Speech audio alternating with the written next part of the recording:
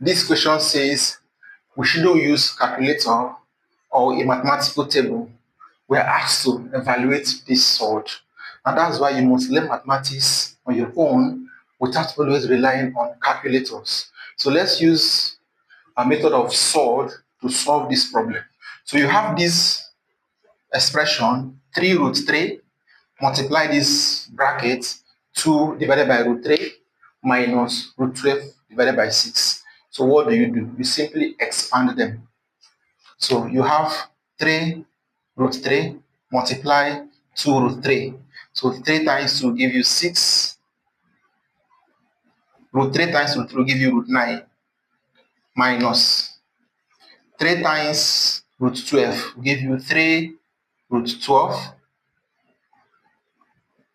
minus 3 root 3 times 6 will give you 6 root 3. So of course you know that root 9 is 3 and 6 divided by 3 will give you 2. So the whole of this will give you 6 over 3 minus 3 root 12 divided by 6 root 3. So if you divide 6 by 3, you're going to have 2 minus 3 root 12 divided by 6 root 3. Now, root 12, I will simplify root 12 to something. So look at what I'm going to do. I'll have 2 minus 3 multiply. Root 12 means root 4 times root 3. And then I have 6 multiply root 3. So you always know what a surd is and when to simplify them. So if you, this will take this down. Now root 4 is 2.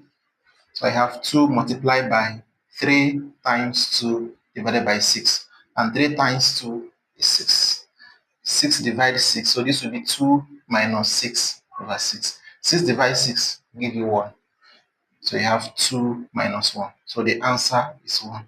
So the whole of this surd that you're seeing here that looks a bit difficult or cumbersome to solve, the answer is actually 1.